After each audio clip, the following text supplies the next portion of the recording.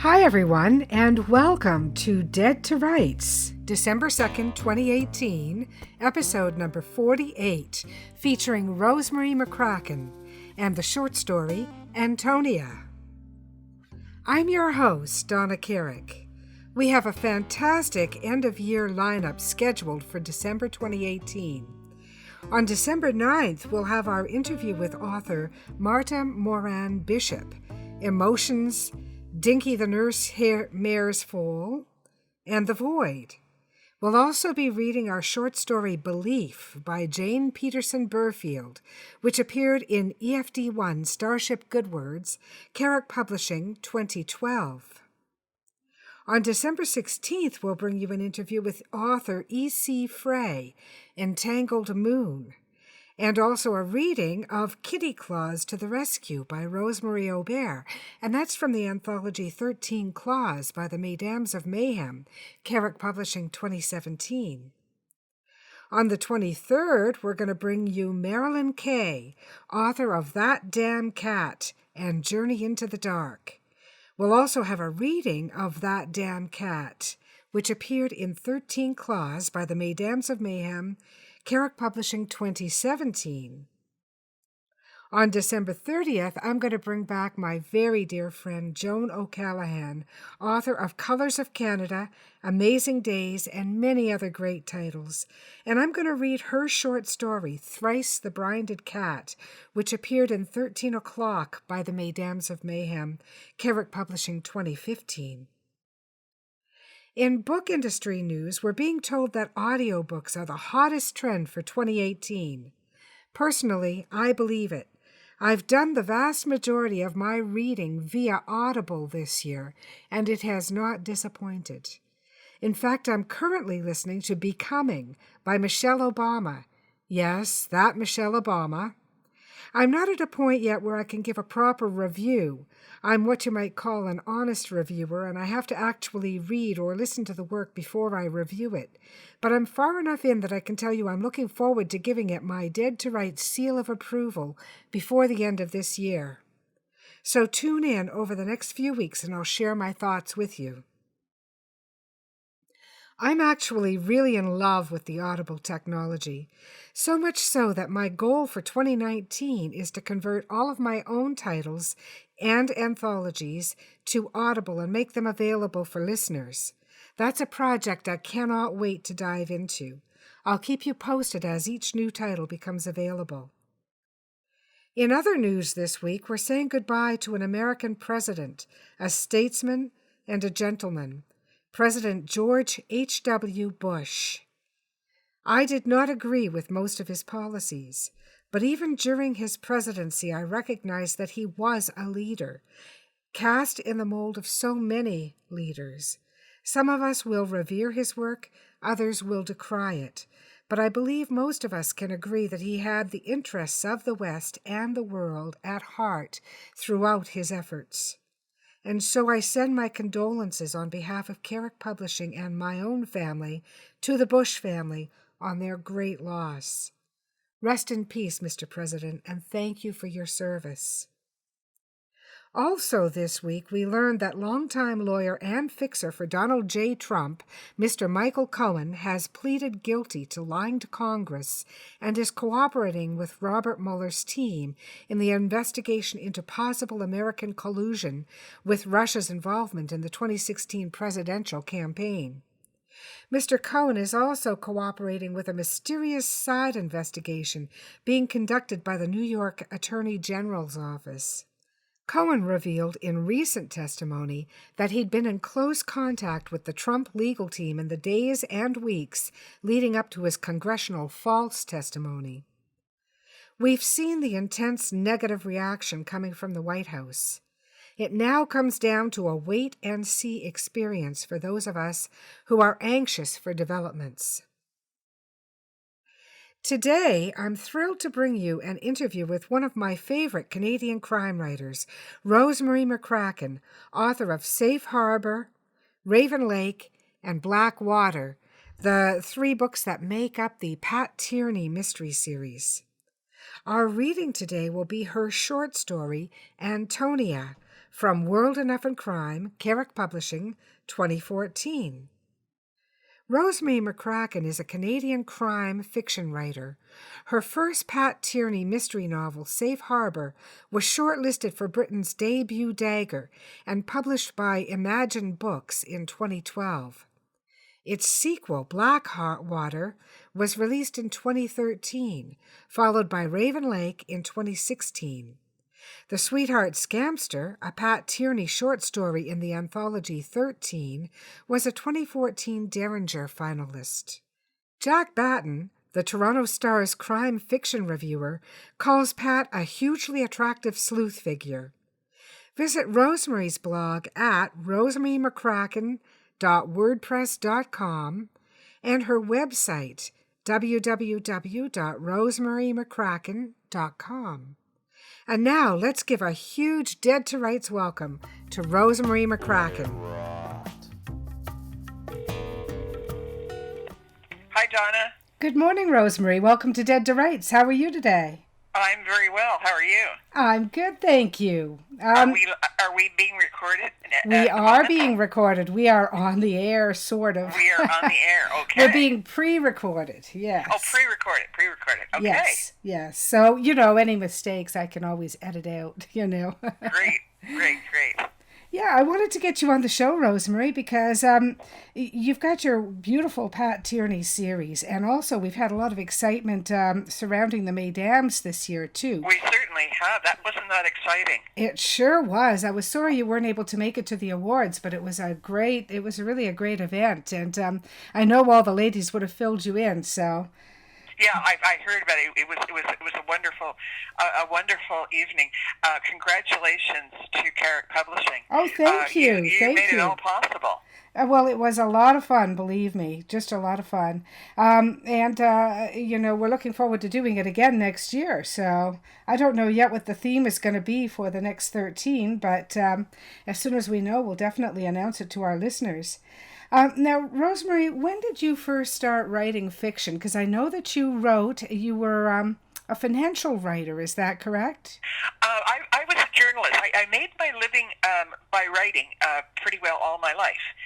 Ever since I finished, I finished university and I taught for a year, and then I decided to go into journalism from there, and so I was about 22, 23 when I started, got my first job at a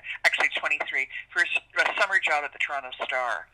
And I worked in newspapers. I went to the Windsor Star for a couple of years. I went to the Montreal Star. The Montreal Star folded. I went to the Calgary Herald and came to Toronto.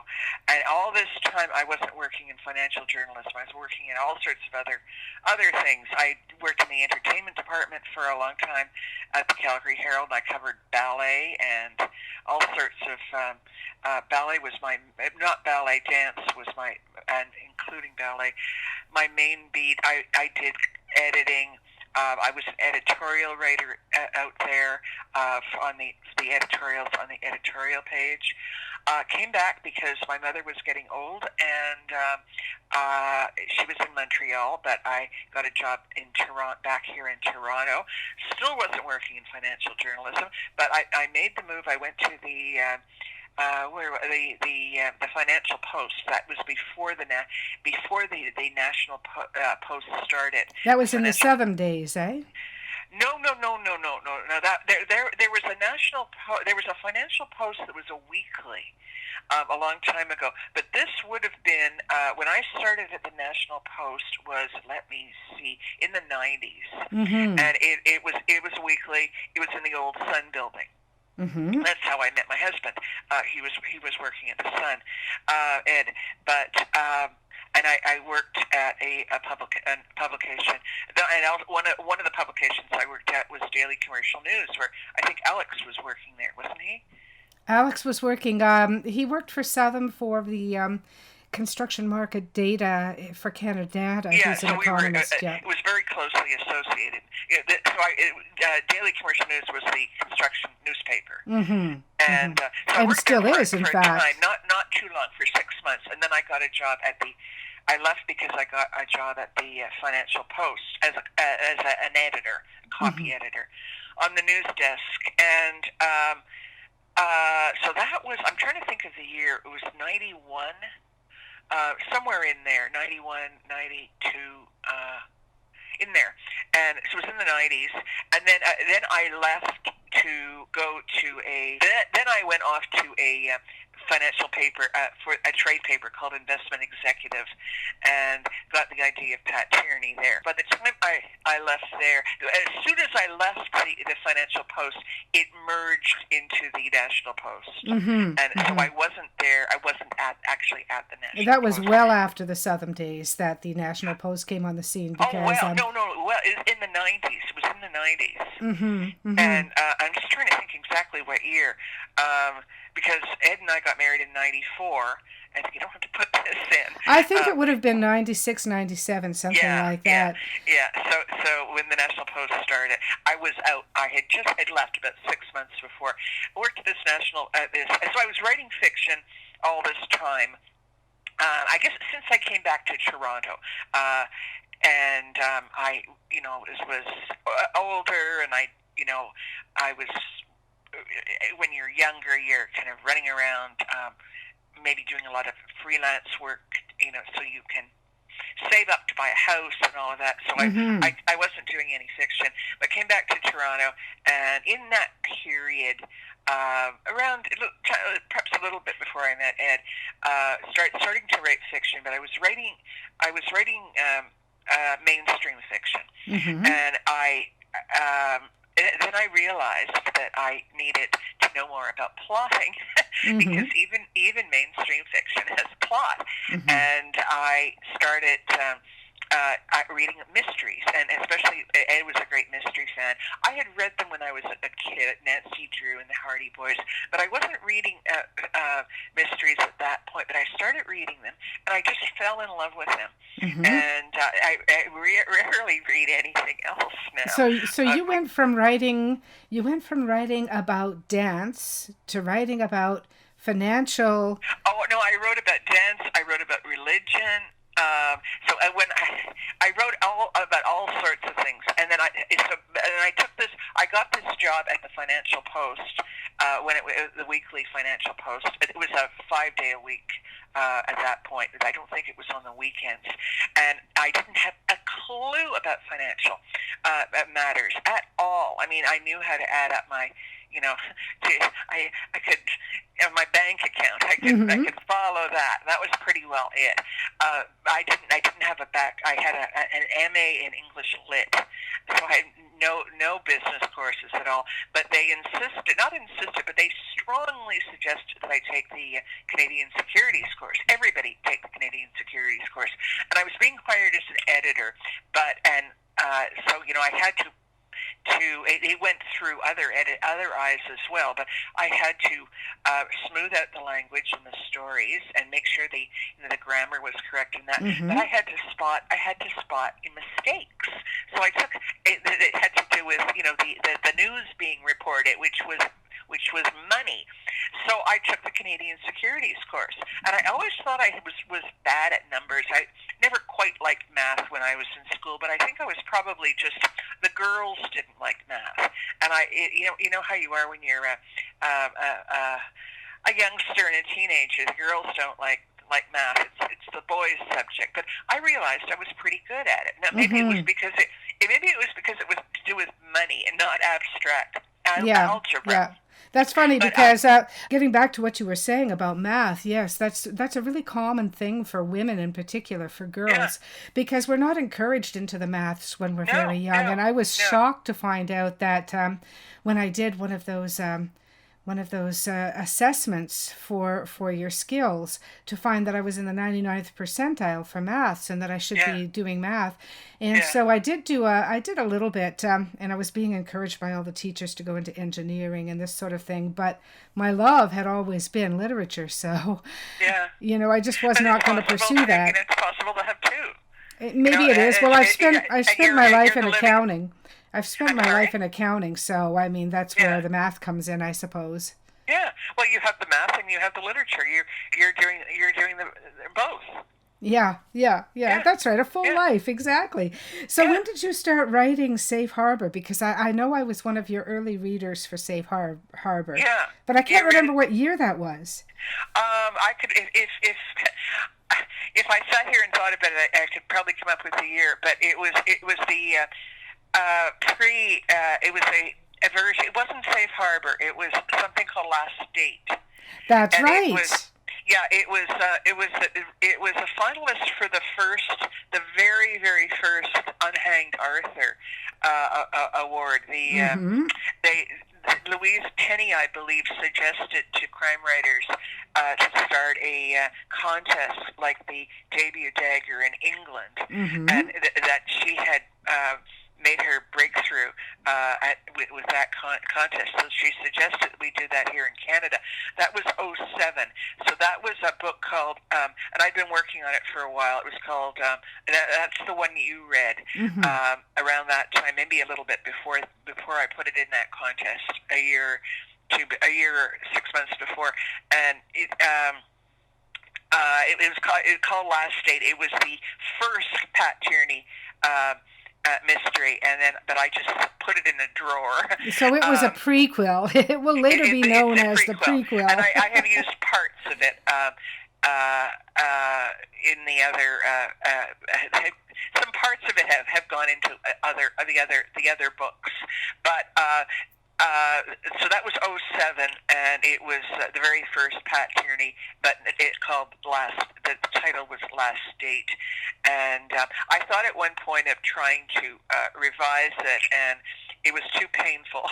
Sometimes it just isn't worth it. I know I've got a couple of early manuscripts in drawers, and sometimes it's just not worth it. It's better to take your lessons and move on to something fresh rather than trying to polish up something that just doesn't work. Down with it. Yeah, and that's a good tip for authors who may be listening right now. That don't expect. You spend too long on this for like 10 years on one book, and it might be wise to move on. Yes, and also don't expect greatness in your first work because it's really unusual. I mean, if it's there, good for you, but.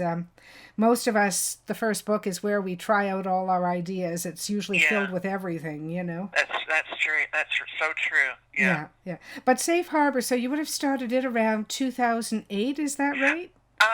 Well, no, I was, you're usually starting number 2 when the first one is you're trying to get that out, but you're actually working on number 2. So I must have started, '07 was the contest, and, but I was probably working I'd moved on to working on the second, which is the first in the series now, Safe Harbor, at that time. And, what did I do with that? So I was working on that for a while, and I entered it in 2009. I entered it in the British Crime Writers Association, the CW. What do they call it? CWA, Crime Writers Association of Britain's Debut Dagger contest in '09, and there's a lot of people that enter that. Anybody in the English-speaking world can enter it, and anyone who writes in English, rather, in anywhere in the world. So they have a lot of submissions. And I sent it in there in '09, and I didn't hear anything by a few months. So I know I was told that if you don't hear anything, they don't tell every single person that you haven't made it. They just have far too many letters to write. And then in those days, they did everything. Even in '09, they were doing everything by letters, not by email. So I didn't hear anything, and I took it to. I had written it in third person, and I was just thinking about point of view this morning and how very important it is. So I had written it in third person, and I had taken it to the reference library here in Toronto. Had a Gail Bowen, one of our great crime writers in Canada, who was actually just honored with the Lifetime Achievement Award, I believe. Really? Oh, great! That's great. She certainly deserves it. And she was in she lives in Regina, Saskatchewan, but she was in Toronto. She comes from Ontario herself, I believe, and her husband's American, and they settled in after their degrees to teach at the university out in Regina, and have lived there all their lives. Ever since. But she came down for a month to be the writer in residence at the reference library. And so for that, you submit a chapter, or about 20 pages of first 20 pages of a manuscript, and they look at it, and they show it to the they show it to the writer in residence, and they make a date for you to meet her. And so she has had time to go over it. So I met with her, and she said to me, this has to be in first person. And she was dead right. And I love to tell this story I teach novel writing now at George Brown College, and I always tell this to the students, how important point of view is, because I started to rewrite it, and it's a big job, as you know, Donna, rewriting your story. And it's not just a matter of changing the he or she to I. You have to go through the whole thing and massage every sentence. So I was going through it. It was a lot of work, but it just came to life, and I knew dear Gail was so right. Yeah.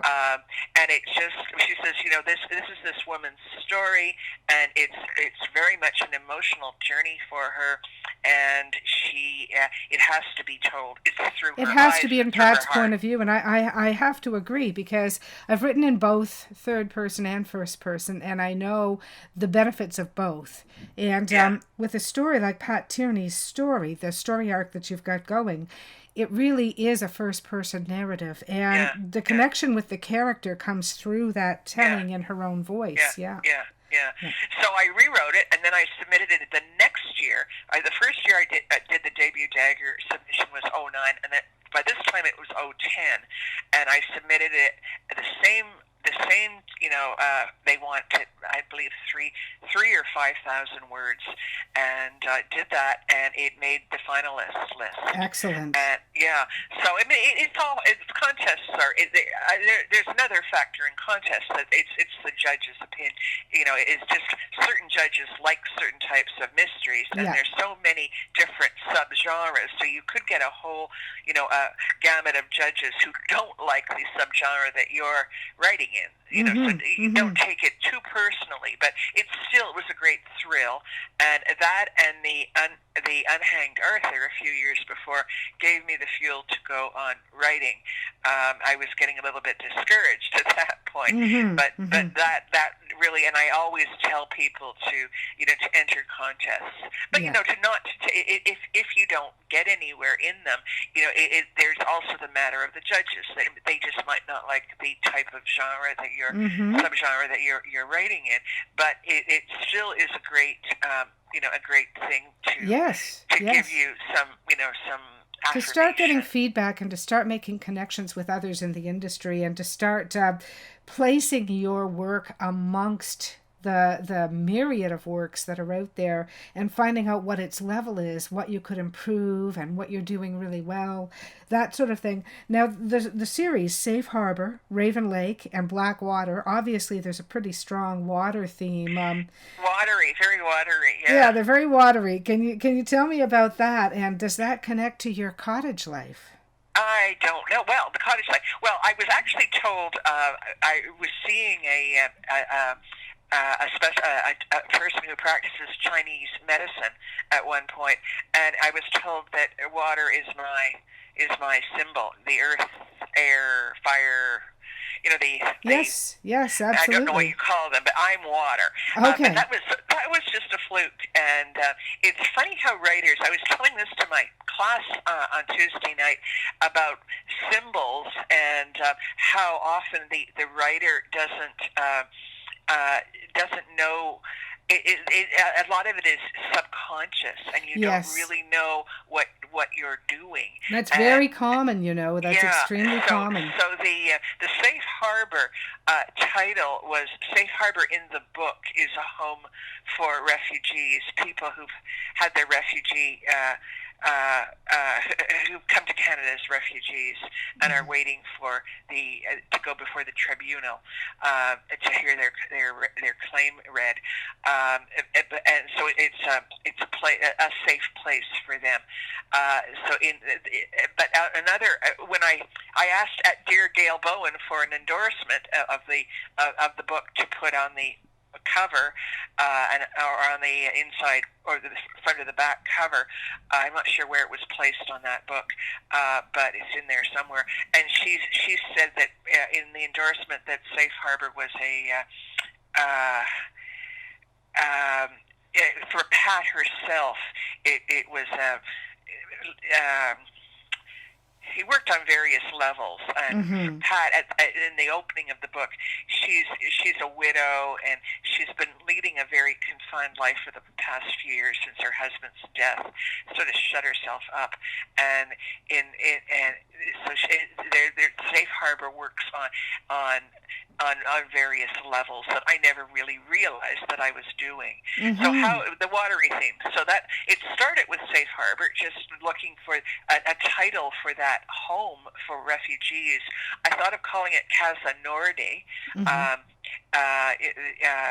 but the northern home would be translated. But there are too many places with that name, so I decided on Safe Harbor. And then Blackwater was the next one, and Raven Lake is the third in the series. Blackwater was that came that title was the art on that the cover art on that shows a snowmobile. It's taking place in cottage country north of Toronto, and in March when the ice is breaking up, and it's very dangerous to go on the lakes, and there's patches of black water. And yet every year people do, I mean, that's the thing. Yeah. In the book I have a scene of a couple of scenes of snowmobile skipping, which is a big sport up there. That a bay that may have ice on two ends, but black water in the middle. They will go skip. If the snowmobile goes very, very fast, when it hits the water, it will skip like a stone, and then hopefully get over to the other bank of ice and safety. And sometimes they don't, so the drivers wear wetsuits underneath in case they fall in. It's very exciting to watch. I don't think I would never dare try it myself. No, then, neither would I. That comes, I guess, from my years spending my years as a cottager up in the Halliburton Highlands, where I based the two books, the second and third book, Blackwater and Raven Lake. I call the area, I have a fictitious name for it. I call it the Glencoe Highlands, because I don't want to be confined to specific towns that have specific geographic layouts and things like that. You want to be able to mix it up for your characters' needs. Exactly. But you get a strong feel of Canadian geography and places, and I love that. I mean, I think that readers around the world are gaining more interest for Canada. I think in the old days we were always told that we had to set our stories in Chicago, but that's just not as true anymore. And Giles Blunt made a lot of headway with his fictitious North Bay style region, and that helped a lot. But I think more and more Canadian writers are finding their way home, and their characters are exploring places that are real to them, and that comes through because geography really is a character, and setting really is a character, and it's got to be explored with a true passion and a true connection. Otherwise, that shows to the reader, Yeah, definitely. definitely. Yeah. Now, as well as your series, you've also had a number of short stories published. You've got Crazy in Black Coffee. You've got Plastic Patties and Destination Mystery. Nick of Time I loved in 13 O'Clock. Antonia was maybe one of my favorites, and that was in World Enough and Crime. And Right. The Sweetheart Scamster was a finalist for the Derringer Award in 2014, I believe. That's right. You've had The Prepaid Funeral and Crossing Over, which was in The Whole Shebang in 2012, which was a Sisters in Crime publication. Now, what was the story that you had in 13 Claws? 13 Claws, that was, Homebodies. And Homebodies. that I introduced a new protagonist, a male. I've written, for the first time, it was from a man's point of view. That was a cat story, and there was my protagonist was Henry, and the cat was Romeo, the name of a cat that I once had, and so that was called Homebodies. It was this grouchy old man and a cat, and they both thought they were the masters of their house. And I actually wrote another story, another Henry story, and I just was told that it will be published in a fairly new magazine called Mystery Weekly. Oh, excellent, excellent. Yeah, that's called Black Bear Country. I take Henry up to cottage country, Mm-hmm. and Henry does not like the country and the bugs and the bears and all the things that go with it. But he goes up because his wife wants to go and have a couple of weeks at a cottage. Now, I found Antonia was a really creepy one. It kind of had a little dark edge to it. Can you tell us a little bit about Antonia, which was in World Enough and Crime?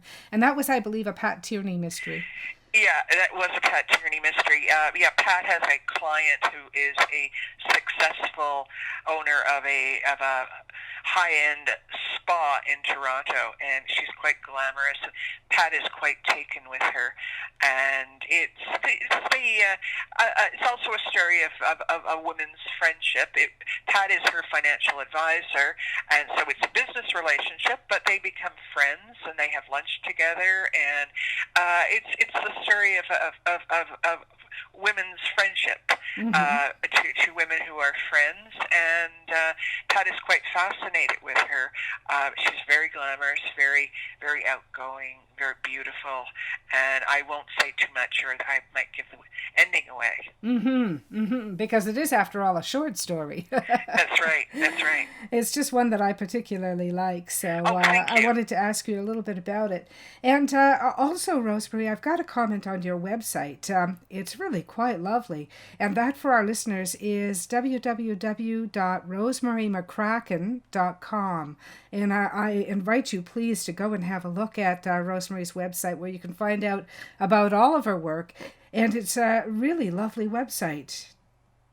Thank you. That was designed by our wonderful Alison Bruce, who is what is Alison's title these days? Executive Director of Crime Writers of Canada. Yeah. And she does some website design work. So she put that together for me many years ago. I think when Safe Harbor was about to come out, and it had to be redone about a year and a half ago. So anything that is stylish about that website, Alison must take the credit for. That's a very good word for it. It is a very stylish website. It's simple enough that you can find your way around it, but it has a very nice look, which is kind of in keeping with your... The website is fairly static. I don't change it too often, but my blog is Rosemary McCracken WordPress. It's a WordPress blog. And that I keep more up to date. My posts I post fairly regularly, and whereas the website is more or less a list of my works and my writing and that. And where can our listeners find you? On Twitter, Facebook, that sort of thing? My blog site is Rosemary McCracken, all one word, Rosemary McCracken .wordpress.com, and my Twitter is RC McCracken. So at RC McCracken. At RC McCracken. McCracken, Rosemary Catherine McCracken, capital R, capital C, capital M McCracken, and the Facebook is facebook.com/Rosemary McCracken. Okay, or you can just excellent. look me up on Facebook, I guess, by the search. Yeah, just using the search for Rosemary McCracken, and that is McCracken. That's right. Mm-hmm. Thank you very much, Rosemary. It's been a real pleasure having you on the show. Do you have any last-minute tips for our writers? I know we've covered a couple, but... It's the landscape is changing so much in the last few years, and I expect it to change even more. I have a very talented group of 14 people in my class this term at George Brown, and some of them are terrific, and they're writing in all sorts of genres. I think there's only one who is doing mysteries, and a lot of them are doing fantasy and science fiction, which I don't write in, but they are some of them are very, very talented, and I just only hope that they keep at it. And this is what I tell them: is just keeping at it and not giving up. And especially when many in the class are younger, they're younger than me, that is, they're in their 20s and 30s, and they're at the time in their life when they'll have probably starting families and raising children and all of the work that entails. But if they can just keep a little bit of time for their writing, set aside a Sunday afternoon perhaps. While they're young, time. And this is what I tell my children. Much of that time of life that it's going to come in the way. You're going to have to buy houses and educate children and all of that, but just don't give it up, even if you have to reduce the time that you spend on it. And I only wish that I had started earlier like them, and in my 20s, and because you get better. Yes, you, really you sure do. Even if it's only a few minutes every day, even if it's only journaling in those really difficult times. But don't put it on hold, for 10 years, because going back to it will be very hard at that point. If you just kind of just make a little bit of time for it, and so that by the time that you have ready to spend more time when your children are grown up or off to college, you will, your skills will be, you'll have honed your skills over that time. That's so don't exactly give right. up. Yep, that's exactly right. Just keep going, keep putting one word after the other, and keep exploring. I would add, keep exploring your themes, because as we talked about, Rosemary and I, earlier today, we don't always, as authors, even understand our own themes. They appear and other people point them out to us. But if you explore your themes, you can ride them, you can manage them, and I think that you can let them take you where your writing needs to go. Exactly. Thank you very much, Rosemary. It was a great pleasure having you on. And thanks for this opportunity, Donna. Thank you. You're very welcome. My thanks go out to Rosemary McCracken for joining us today on the pod. And now I'm delighted to read her outstanding crime story, Antonia, which appeared in World Enough and Crime, the anthology by Carrick Publishing, 2014. Antonia by Rosemary McCracken. Editor's note. Award-winning author Rosemary McCracken explores the niceties of white-collar crime and conscience in this ingenious story of high finance. I'd been managing Antonia Verdi's investments for almost a year before we realized we had a lot in common. We're about the same age, we have teenage daughters, and we enjoy classical music. After a meeting in my office last September, Antonia presented me with a ticket to a performance of Mahler's Ninth at Roy Thompson Hall. She said the friend she'd planned to go with was away on business. It was a delightful evening that began with dinner at Penelope's, the Greek restaurant on King Street. Antonia is funny and feisty, with a knack for turning her life into a great story. She had me in stitches with the saga of her impending divorce. The Prince of Darkness wanted to split the cat. Her eyebrows lifted toward the ceiling. Now what kind of a bastard would want to split a cat? Maybe I shouldn't have laughed, because then she grew serious. She told me she was pleased with the settlement she and her soon-to-be ex had hammered out. She would get Marigold, the high-end spa they had opened 10 years earlier, and the family home in Rosedale. The ex, who ran his family's construction business, would take the summer cottage on Lake Muskoka. What I hadn't realized with all Antonia's banter was how shattering her marriage breakup had been. "Joe and I were in our teens when we met," she confided, in a voice that was husky with emotion. "I thought we'd always be together." I was surprised. I'd thought Antonia had everything: looks, charm, style, and a successful business. "Another woman," she dabbed a corner of an eye with a tissue. "Younger." "I knew all about that. After my husband died, I discovered he'd had another woman in his life." I shook my head. "Well, you seem to have landed on your feet." She gave me a weak smile. "I've tried, Pat. I've most certainly tried." After that, we started meeting for lunch every few weeks at Chez Felix. At a lunch in November, Antonia took 2 tickets out of her handbag. La Bohème, my favorite opera. She kissed her fingertips. When I visited my Nonna as a child, we'd listen to her record of a performance conducted by Toscanini. Magnificent. She handed me a ticket. "Friday. It's my birthday present to myself," she said. On Friday evening, Antonia was uncharacteristically subdued. "It's good of you to come tonight," she said, when we'd given the waiter at Alice Fazzuli's our dinner orders. I was taken aback. I love opera, and the ticket she'd given me had cost several $100s. "It's my pleasure," I told her. "I seldom get to an opera." I had ordered champagne cocktails, and I clinked my glass against hers. "To a lovely evening and the best year ahead you've ever had." She raised her glass. "To our friendship. Seriously, Pat, I'm happy you're here. This is my first birthday without Joe since I was 18. My heart went out to her. I reached across the table and squeezed her hand. During curtain calls after the opera, the audience roared its appreciation. Antonia turned to me with tears on her face. I gave her a big smile and nodded, knowing my words would be swallowed up by the noise around us. After a final round of applause for the orchestra and its conductor, we remained in our seats. "Bravo," I said. "You liked it?"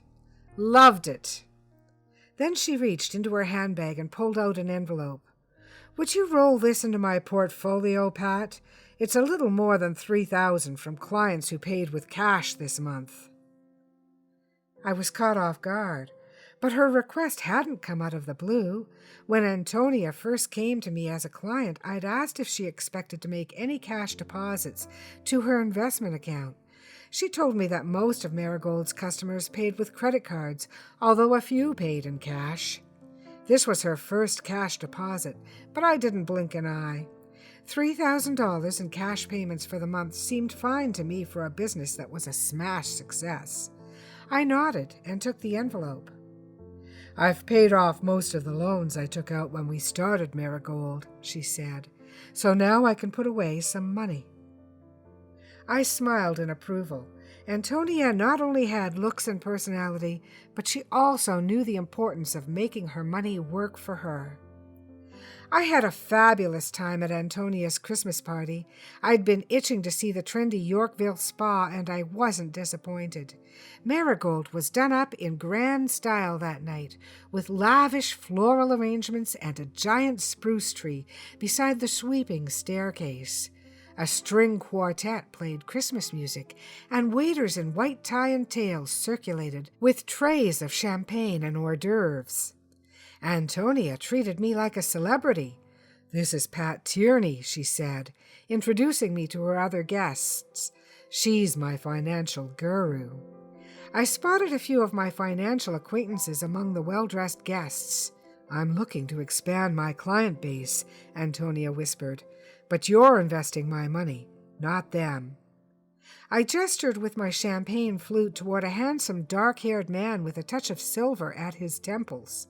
He was talking to a dark-haired girl who was a younger version of Antonia. Your ex and your daughter? Yes, that's Joe and Bethany, she said. Joe's here tonight for Beth. I think both her parents should be present on big occasions like this. Joe will be at my parents' dinner on Christmas Eve. Joe gave his daughter a hug, then headed over to a cluster of men and women in formal wear. And them? I asked. Antonia shrugged. Joe's clients, or potential clients, industry and government types. He asked me to invite them, said it would be good business for both of us. Joe gestured for Antonia to join the group. Time for introductions, she said. Catch you later, Pat. The rest of the evening flew by in a heady mix of champagne, music, and laughter. I didn't see Antonia again until I was leaving. She handed me an envelope. A couple of grand from the past 3 weeks. I want to see it in your capable hands before we shut down for Christmas. We had a brutal winter in Toronto. An ice storm in late December left much of the city without heat or electricity for 5 days. That was followed by 3 months of bitterly cold weather. Late one morning in February, Antonia blew into my office. I'm taking your boss out of here, she told Rose Sisto, my administrative assistant. She's working far too hard. My next appointment was at 2, so I let Antonia sweep me off to Chez Felix. I wasn't just talking about taking you out of the office, she said, when we were seated at our favorite table. We're going to the Bahamas next week. How does Nassau sound? A holiday in the sun was exactly what I needed, but I had client meetings scheduled back-to-back for the next 3 weeks. It won't cost you a penny, Antonia said when I expressed my regrets. Consider it a favor. Otherwise, I'll be completely on my own down there. I explained why I couldn't leave my practice just then. Antonia didn't look convinced, but then she ran a different kind of business. I moved on to another topic. She had said she was in a position to put away more money, and I hoped she would funnel some of Marigold's credit card revenues into her investments. Now that I knew she could afford a vacation for 2 that winter, I broached the subject. A week at a sun resort is an absolute necessity every few months, she said. It's my way of recharging, and with all the stress I've been under this year, I'm in dire need of some serious pampering. She had a point. But for me, sun vacations are strictly luxuries, and I seldom indulge in them. The cash Marigold brings in will go into my investment portfolio, she went on, but I still have rent and salaries to pay. Before we left the restaurant, she handed me an envelope. I took it, troubled by the pattern that had developed. While I was delighted that Antonia was putting more money into her investment, I knew that financial professionals like myself can be the target of criminals who want to muddy the trail of the proceeds of their crimes. They see us as their tickets to turning dirty cash into stocks and bonds and insurance policies. That's why we're required by law to report cash transactions of $10,000 and more to the federal government's Financial Intelligence Unit. But Antonia's cash deposits were way under that amount. Besides, I knew this client well. She ran a business where some people paid in cash. I gave her a smile and tucked the envelope into my briefcase. In March, I found myself at Roy Thompson Hall again, this time with a friend from Montreal. Nancy was in Toronto for a conference, and I'd bought us tickets to a concert that featured the renowned cellist Yo-Yo Ma. We hadn't seen each other in 2 years, and we caught up over dinner. We were settling into our seats when I caught sight of someone who looked familiar across the concert hall.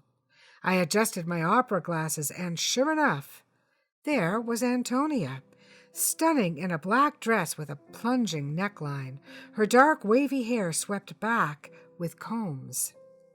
The man seated beside her was Joe. When I pointed them out to Nancy, she peered through my opera glasses, sniffed, and handed them back to me.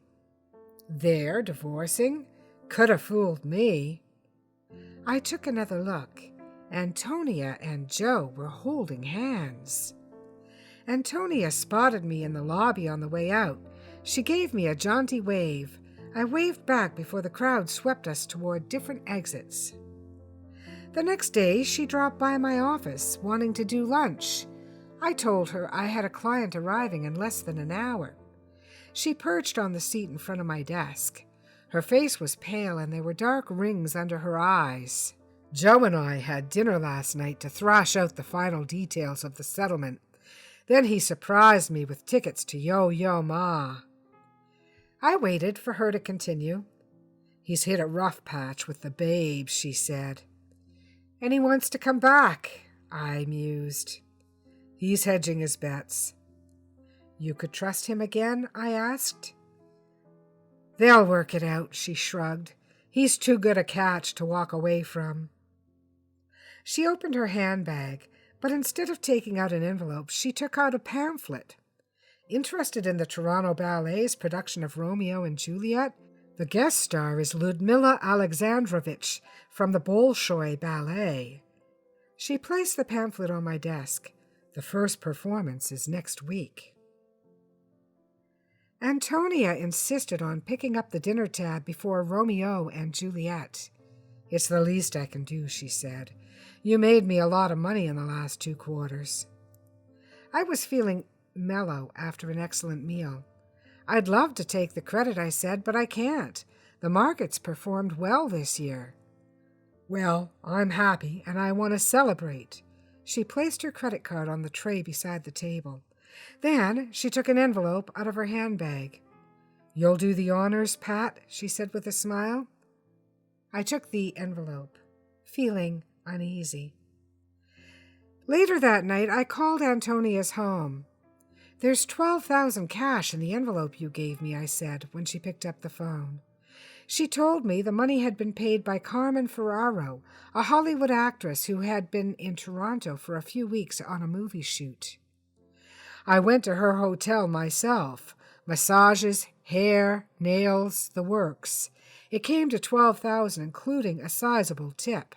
Carmen pays in cash. Something scratched at the edge of my memory. You have the invoice? I asked.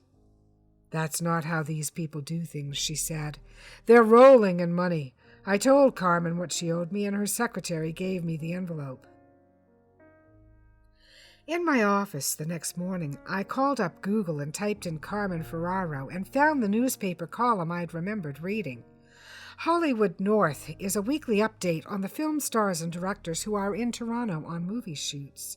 2 weeks earlier, the columnist reported that Ms. Ferraro was in Toronto and had brought her own masseuse and beautician with her. Antonia had lied about Carmen Ferraro, and I could only speculate about her holiday in the sun. The Commonwealth of the Bahamas is renowned for its beach resorts. It's also known as a money-laundering haven. Had she set up an offshore account? And there was the Yo-Yo Ma concert. Her relationship with Joe was far from over. I sent Rose off in a taxi to the Marigold with the envelope that held $12,000. As soon as she'd left, I punched Antonia's office number into the phone on my desk. When she didn't pick up at the Marigold or answer her cell, I booted up my computer and hit the email icon. I told her that I was required to report cash transactions of more than $10,000. So I had decided to end our advisor-client relationship. I said I would transfer her assets as soon as she found another advisor. If I had deposited that $12,000 into her account, I would have had to file a report, or I could have been party to an offense. And, if convicted, I would have been fined up to $2 million and sent to jail for 5 years. Construction boss faces corruption charge, trumpeted the front page headline of the next day's Toronto World. The accompanying article said that Joseph Verdi, president and CEO of Verdi Enterprises, faced charges related to the construction and maintenance of highways over the past 5 years. He allegedly used low-grade material that required subsequent repair or replacement, conspired with subcontractors to rig the bids, inflated charge orders, and paid kickbacks to win contracts. The Crown claimed Verdi had pocketed millions, and fraud investigators had been called in to determine where the missing funds had gone. In a statement issued by his lawyers, Verdi protested his innocence and said he had welcomed the opportunity to clear his name in court. The statement added that he was currently traveling in the Caribbean in search of business opportunities. I folded the paper and shook my head. Antonia had played me for a fool, but I still felt sorry for her. Her love for Joe had made her a partner in his crime. For the next few weeks, the newspapers had a field day with the Verdi case. The Builder and the Blonde, Nassau Love Nest, and Secret Stash were some of the headlines that chronicled the missing money and Verdi's love life. The reports culminated with accounts of Verdi being brought back to Toronto to face trial, amid speculation that there were other bank accounts yet to be found by authorities. Photos showed Verdi escorted by police and trailed by a blonde wearing dark glasses. Antonia was not named in any of the accounts. One of the stories mentioned that Verdi had been divorced earlier in the year. I'd received a letter from Antonia's lawyers telling me where to transfer her assets, but apart from that, I heard nothing more about her until this morning. Miss Verdi made the Toronto Sun, Rose said when I arrived at the office. Nailed! Verdi's ex tells all, the Sun's front page headline screamed. The article said that Verdi had been found guilty of various fraud charges. His ex-wife, Antonia, had testified that she had put a little more than $500,000 of the missing funds into investment accounts at several brokerage houses in Toronto. Weren't you suspicious of the cash packages? The Crown attorney asked. Antonia replied that Verdi had told her the money was for their daughter's education and their retirement. The Crown didn't buy it. But you continued to make deposits after you learned about his mistress and you filed for divorce. Why? Joe can be a charmer, as I'm sure his blonde can tell you, Antonia replied. He knew which buttons to push, but when the divorce went through, well, that broke the spell. I knew he wasn't coming back. The money Antonia had placed with investment advisors was only a fraction of what Verdi had siphoned off, the Crown attorney noted. Where was the rest of the missing money? Better ask him, Antonia pointed to her ex-husband. Or Blondie. The article went on to say that because Antonia had cooperated with investigators, no charges had been laid against her. Verdi would be sentenced later in the month. I put down the paper and punched a number into my cell phone. Marigold, Antonia speaking. You're in the news these days. Pat, I'm sorry about this whole business, she paused. Can we still be friends? I hesitated. I was ready to welcome back my friend, but I wouldn't be her investment advisor. Sure, I said. Chez Felix at 12:30, she asked. Where else would we go? The end. My thanks again to Rosemary McCracken for the great interview and an exceptional story, Antonia. Are you a published author? Would you like to be profiled on Dead to Rights, the podcast? We'd love to have you, and we're now looking to fill 2019 weekly feature slots.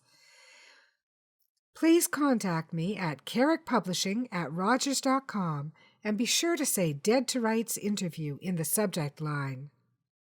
Do you have a question for any of our featured authors regarding the book business? Do you have a theme or topic you'd like us to address? We'd love hearing from readers and writers alike. You can touch base with us at deadtorights.ca, on Facebook under Dead to Rights, or on Twitter at Dead to Rights Pod. Of course, you can always find me, Donna Carrick, on Facebook under my personal page or as Carrick Publishing.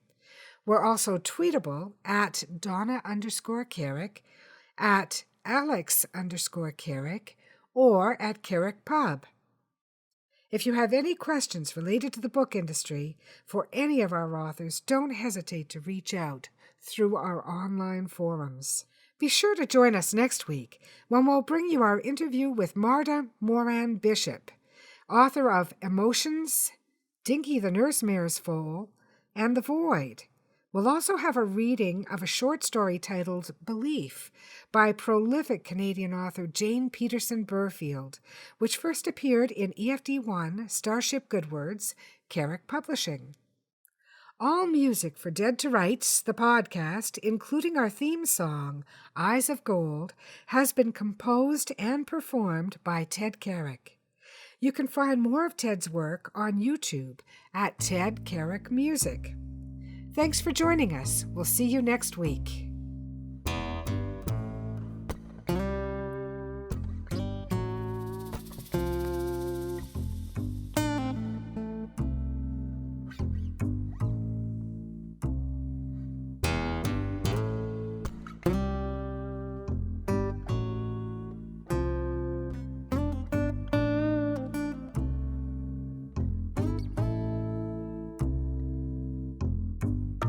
A dusty road, a man alone.